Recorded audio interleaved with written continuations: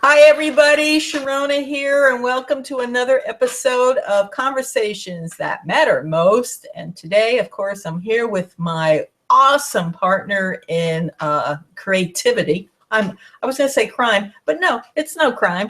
We're just doing creativity, and that, of course, is Claudette. Hi, Claudette. Hi everyone. Hi Sharona. Hi everyone. Really glad to be here today. Me too. Even though we're going to be talking about now is the best time, and ooh, am I yelling? I don't know. I'm dealing with a low grade headache, so I'm a little off kilter, just a little bit, just to be transparent.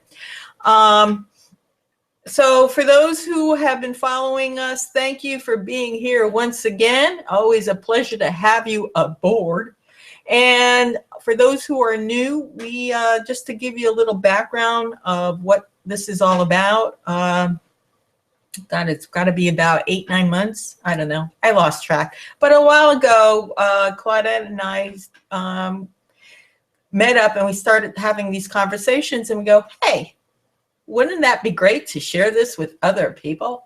And so we we decided to start doing these episodes. And so we have a whole array of different kinds of subjects, everything from procrastination and dealing with fear and emotions and dealing with change.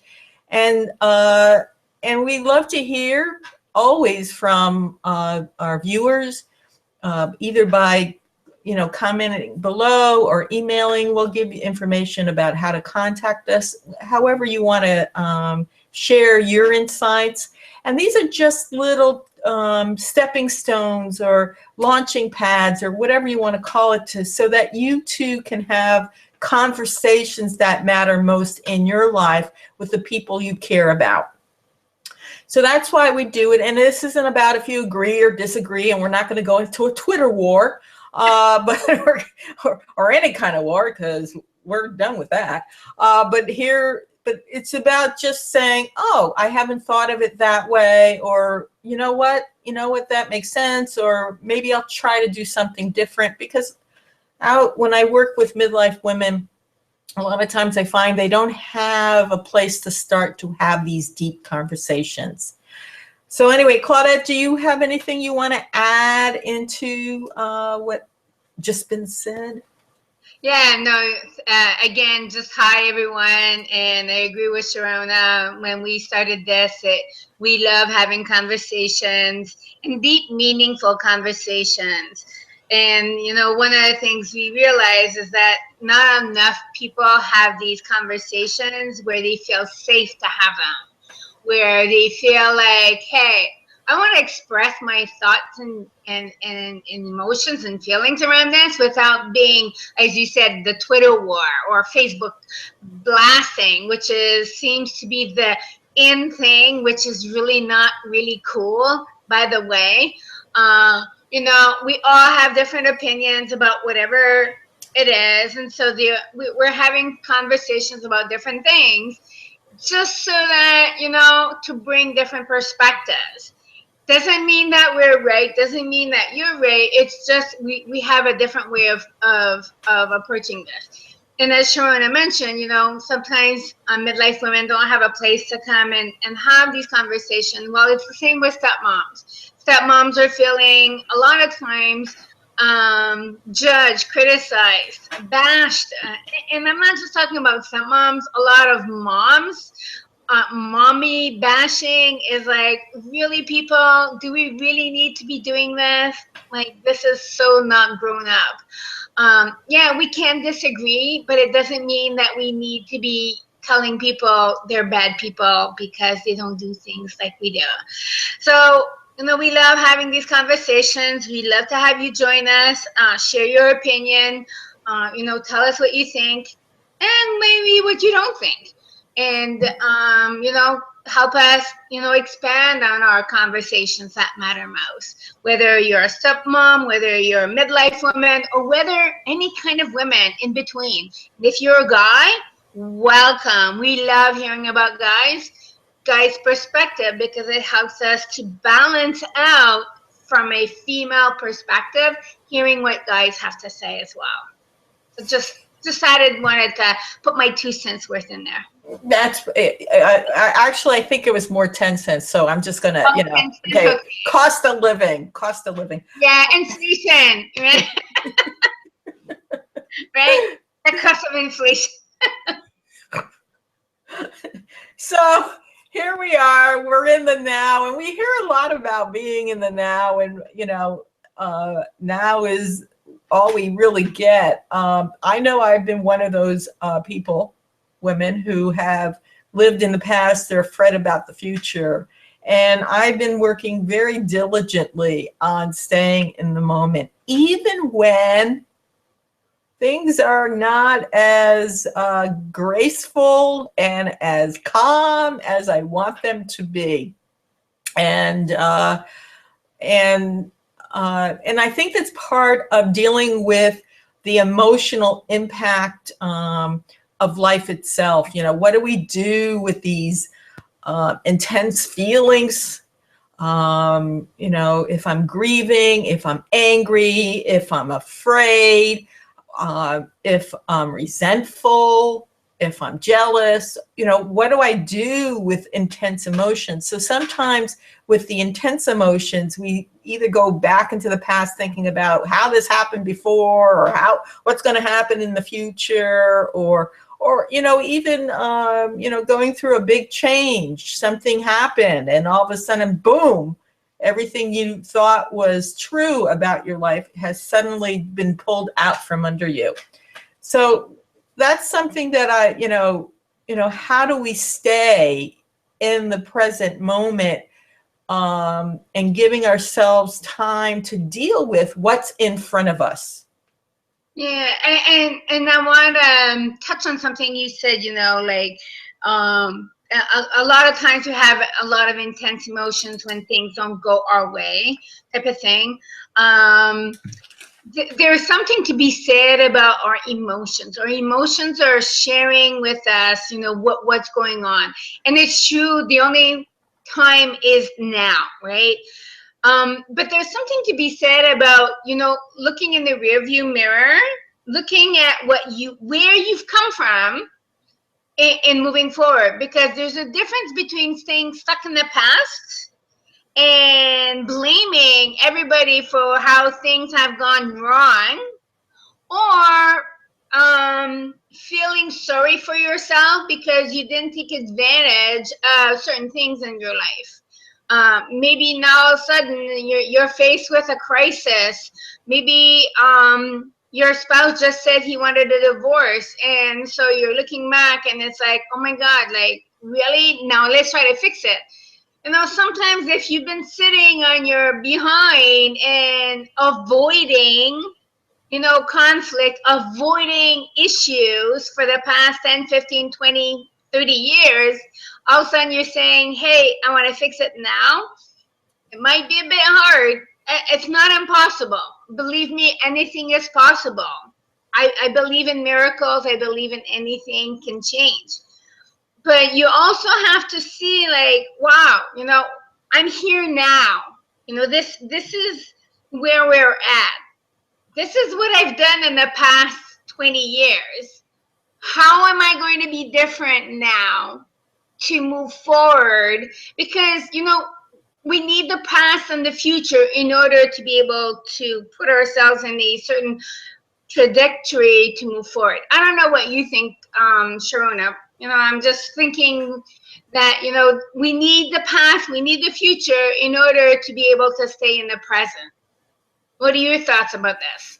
I kind of see what you're saying. Is that we need to, you know, what I like to think about it is take an inventory of of what we've done so far. You know, what has my pattern been? That's another way to look at it. What has my pattern been? You know, for instance, if I'm a midlife woman and I happen to be a people pleaser my whole life, making sure that I'm taking care of other people's needs before my own. And yet now I'm in a place like you were using, either there's going to be a divorce, or my job has left me. And I thought I've done everything I was supposed to do, you know, taking care of everybody else's needs. So I can look back at that and say, okay, what's my part in that? You know, has people pleasing supported me, or has it been detrimental to my well-being? And then I can make that shift into, well, let me take care of me now. Let me take care of what I need to take care of. And for many women, midlife or otherwise, we have been taught that that is selfish, that if I turn it on me and saying, I need to take care of my needs, and we need to look at that. And then going into the future, I can then have, okay, so if I am going to make this shift from I'm using people pleasing, but it could be anything. People pleasing, I'm going to go into recovery over it. What is my life? What will my life look like? And if I'm not sure, I can look at how other women or people in general deal with taking care of themselves and see if I can project myself a little into the future.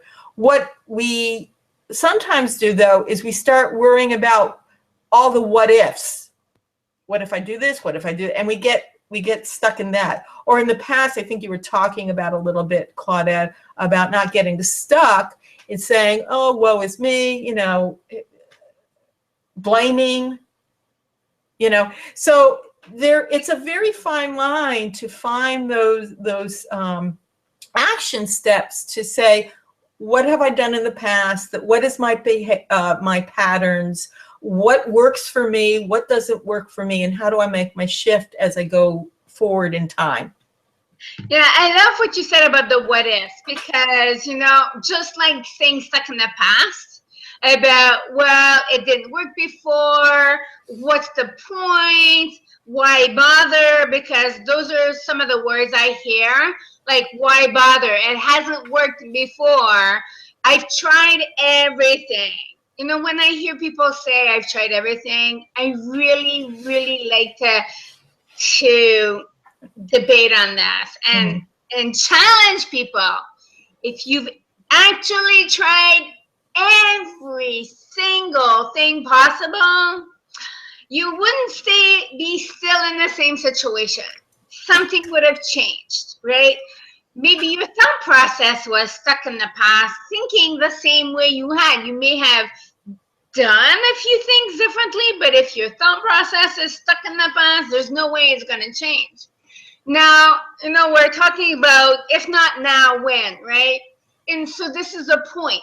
You know, even though you've done a lot of the same things as you have in the past, nothing's changed, your relationship is sucky, you know, your life isn't great, you're working and you lost your job, or you're a stepmom and your stepkids don't like you, and you're thinking, like, what's the point? The point is that today is a new day, and that you can do something different. And what you do different is you do different action steps, right? And you talked about the what ifs, Sharona. Well, what if this doesn't work? All right, so what if it doesn't work? Try something different, right? Or ask for help, or do something. But being stuck and not doing anything, in my opinion, is not an option. And complaining and moaning and saying there's nothing I can do is not an option, because, you know, you need to be doing something different. If you truly, truly want to have a better life, obviously there are some people who are happy being miserable, and that is a truth, and that's a reality. And I think it's something to acknowledge. And maybe some people don't believe this, but I really think that there are some people who are happy being miserable in their own little mess, and so are not feeling like it's too much work to do something different, so I'll just stay stuck in my mess. Yeah, yeah. And, you know, or they're addicted to drama. Or Yes. There are people who are addicted to drama. I believe this. So to come back to the point, if not now, when, right? and this brings me to a very poignant story for myself. You know, my husband and I had said we want to travel more, we want to spend time, you know, not working so much. And then 9 years ago, he had cancer and basal tongue cancer, stage 4, and that was a real shock for us. And it was like, wow, you know, that if not now, when type of thing. And then we looked back at what we've been doing this together. And what we realized is that what we've done in the past was pretty close to what we would have done no matter what, even as he had this cancer. And so once we did, when we went through the process and went through the treatments, and we talked a lot, and we said, okay, so what would we do now differently than we haven't done? And I think the only thing differently we would do is to spend a bit more time together as a couple and not work so hard to get somewhere in case we don't get there. And along the road, because it's been 9 years, and we've all of a sudden realized that we went back to our old patterns of working a lot. And then, so a few things have occurred to us that, wow, we need to reprioritize our stuff, and not tomorrow and not later, but now, because we don't know what tomorrow brings us. We don't know how anything comes with us. And so I think it's important to, maybe it's dramatic to think like this, but I think it's important to realize that tomorrow, we don't have a guaranteed tomorrow. We don't have a guaranteed today. We have no idea what's going to happen to us.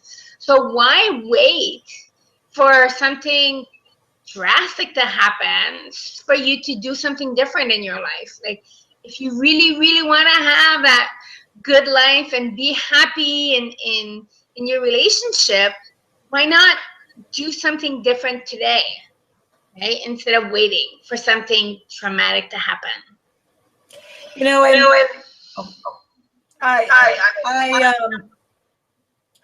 you know, it's really interesting because about 5 years ago, I had to go through a emotional and an assessment of myself. And it was at that time I realized that I had to deal with my health in a way that I haven't done before, mentally, emotionally, physically. And it was triggered by an event. And I've been slowly, very slowly, finding my way back. And I've done it mostly by myself because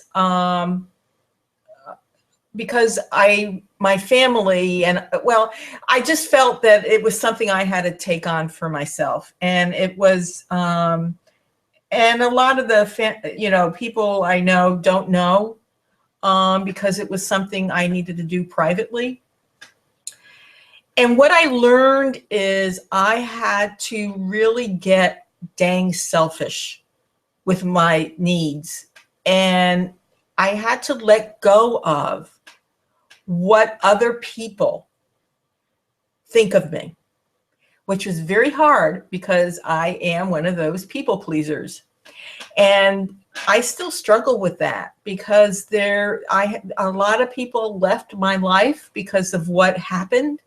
And sometimes I grieve about that, but it was a choice I had to make for my well-being. I think this is something you were talking about. From the outer world looking in, it might not look like it's a successful life. It might not look like it's a happy life. It might not look like even, it might look tragic in a way.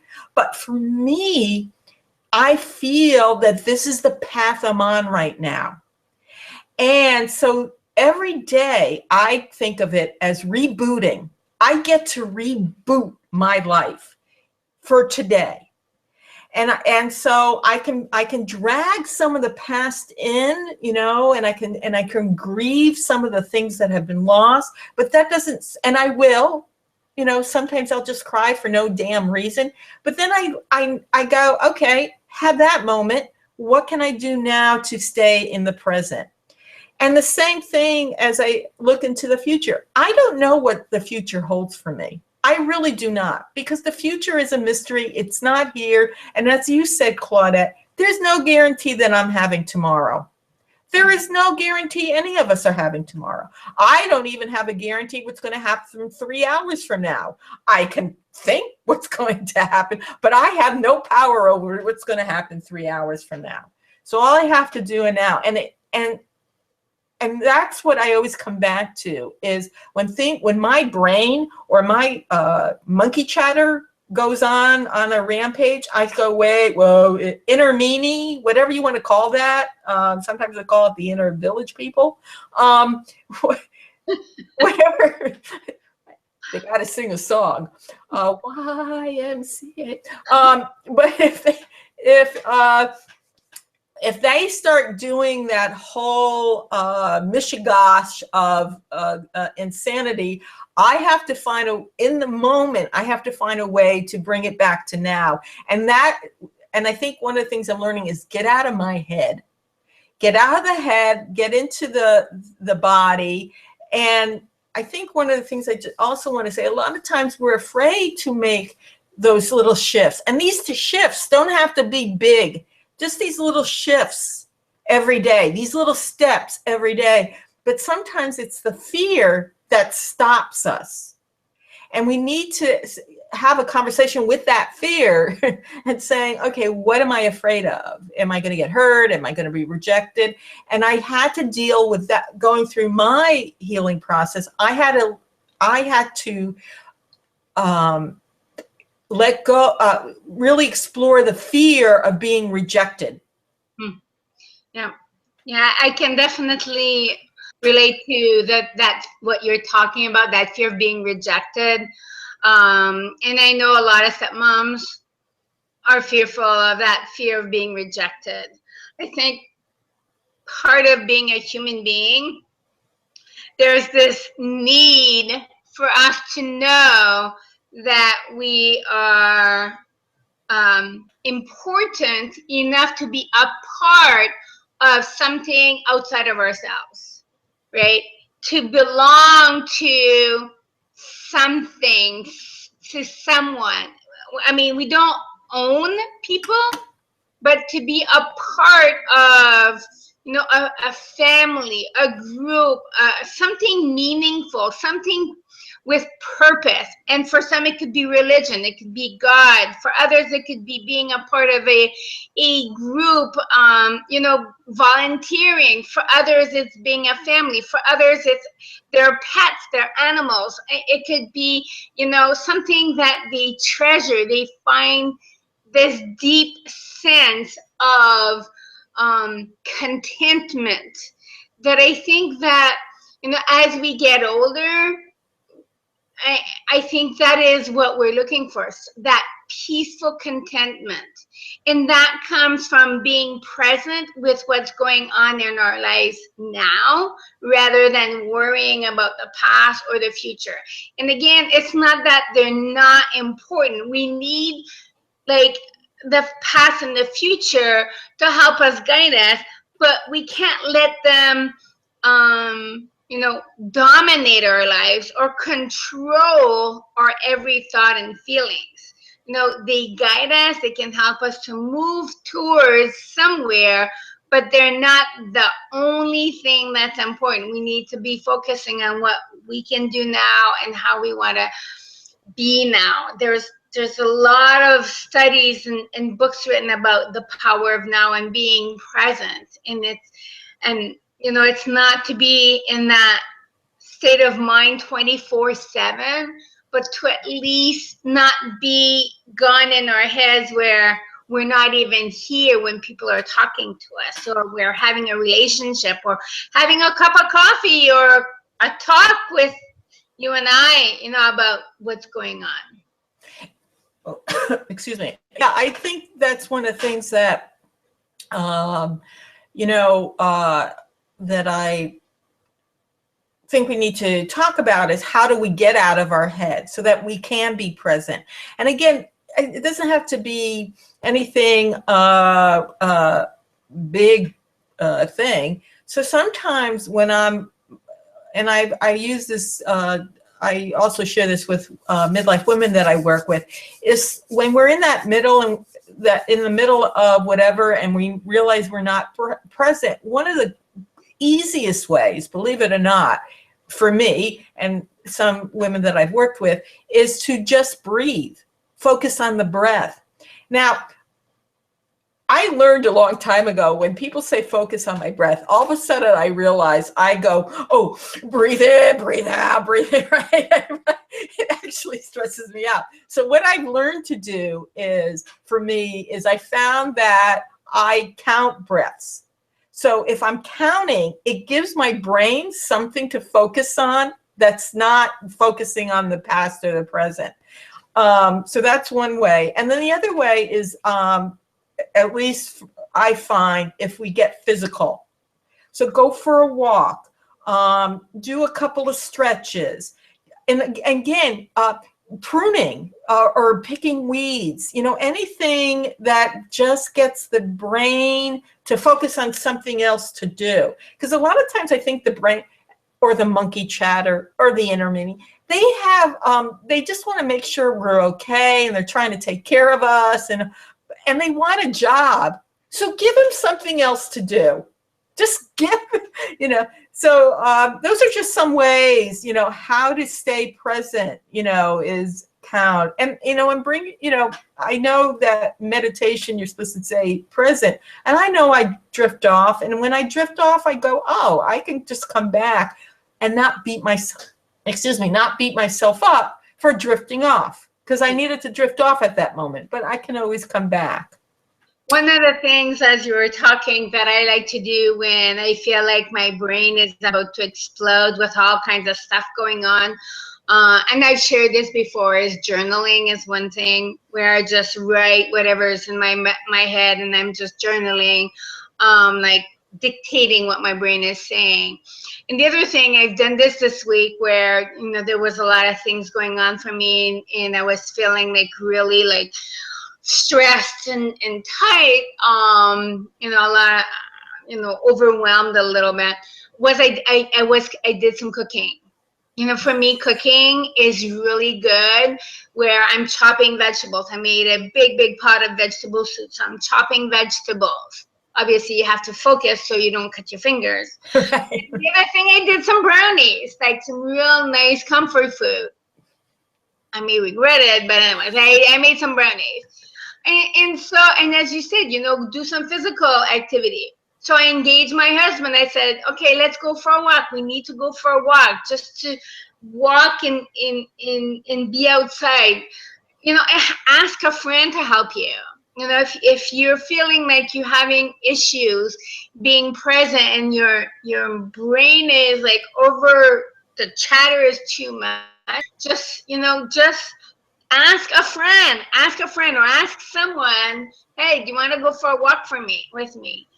A few other things that I love doing is doing art. Like I'm painting, I did some coloring, playing games with someone, a board game that is very engaging could be so there's a lot of things you can do to help you to be more in the present. Being in the moment doesn't mean you have to be sitting quietly and contemplating. Michael, I'm not gonna get his name right. Csikszentmihalyi, I think his name is, wrote the book about the flow. Flow being another way of talking about the being in the now. And for him, being in the flow was something that you're in, whatever you're doing, the moment seems to stop, everything around you stops. The world is not moving, and you lost track of time. And for him, it was his way of defining being in flow or being in the moment, being present. It could be reading a book for you. You know when you're doing something and all of a sudden you realize, where did the time go? And it doesn't have to, it's impossible to be in that mind space all the time, but you can practice it. And it gives your body that chance to, feel the joys of life and just be present with what's around you, with the people you're with at the same time. Yeah, and I like that in the flow, and I do experience it when I do dancing. When I dance, I can get into a place where I'm one with the music. I can't explain it. It just is, and I think that's what it is. It just is. I'm not thinking about. I think that's what I think for me, the now is, or the flow is. I'm not thinking about it or analyzing it. I'm just being with it. And it's like our going for a walk. Our daydreaming. That's another one. I just look out, sit with a cup of tea, look out, and just let drift off. Not when I'm driving. Not a good thing. So there are, and I'm sure the viewers might have some ways for themselves to being present or in the flow or be in the now. So if you do, share below and comment below, because that will be supporting the community that we have. You might have something we haven't thought of. So that's how we build community, and we support each other as we're thriving and striving in life. So is there anything else you want to add as we wrapped up? We talked a lot about being in the now. Anything you want to add before we close, Claudette? No, just again, as you, hopefully you'll re-listen to this audio and this video, and maybe take some notes as you re-listen to our conversation. And come up with your own set of things you can do that fills you up and provides you with that feeling of now. We're all different, and it's different for different times of your life. Like I said yesterday, I needed to cook. For me, that was the thing I needed to do. I did a little bit of painting over the weekend. I love to walk. Other times it could be just hanging out with friends. So, just be aware of what it is that makes you feel complete and content. And in that moment, maybe make a list, because sometimes you forget those things, and enjoy them and practice them with someone else. Yeah, I like that. And I liked, I think you used the term peaceful contentment. I like that. I call it the nice, calm center. I like to be in that nice, calm center it's almost like in a nice, gentle stream flowing. I like that. That's a great imagery. That's another one, to find that place of peaceful contentment. So we're going to wrap up, and again, take out pen, paper, re-listen, share. If you find this useful, share it with people you know who might benefit from this. Subscribe, so that way you know what's coming up for each week. And anyway, and Claudette, if there's a stepmom who is having a challenging time, who's feeling overwhelmed, who may be wanting to let go of the past and not freak out about the future, how can they contact you? So thanks, Sharona. So if you're a stepmom and you're dealing with a lot of chaos and wondering, okay, how can I make this better? what can they do? I'd love to have a chat with you. So go to my website, which is stepmomcoach.com. You can also find me on social media using the hashtag stepmomcoach. You can also use the hashtag stepmomwisdom, and you'll find a lot of quotes, inspirational quotes, and tips to help you. And anytime you need support or help, just reach out and I'll be happy to help you move forward in your step-family relationship. So Sharona, if there's a midlife woman hanging out there wondering, okay, so now what am I supposed to do now? How can I feel contentment in my midlife when things seem to be going all over the place? So how can they reach you to get that peaceful contentment now? So if you, again, thanks, Claudette. If you're a midlife woman and you're just feeling lost, confused, overwhelmed, underwhelmed, unmotivated, you know, and you really want to get to a place of thriving instead of just surviving in midlife or in life in general, you could reach me at my website, midlifewomendancingwithchange.com. You can also find me on social media with the hashtag Midlife Women Dancing with Change, also hashtag Emotional Impact. And I would love to hear what what you think might be what you need, and what you would like to have your life look like as you move forward in time. Happy to create that action plan for you, so that you don't feel isolated. And I'm also in the process of adding a free program. It's a video program called Thriving in the Midst of Midlife Change. So be looking for that on the website. So that will be coming soon to a computer website. I was trying to say no, never mind. Let's just let that go. But anyway, I want to thank you all for being here. And Claudette, thank you. Thank you. Thank you. It's always an honor and privilege to be your co-pilot on these episodes. You always bring great wisdom and insight. And so thank you for being here once again, my friend. Thank you, Sharona, for giving me the space to be able to share my thoughts in sometimes my thoughts that just run out without my thinking. But I appreciate it, and I really, really enjoy doing this and sharing with our audience. So bye, everyone. Have a great week, and we look forward to seeing you very, very soon.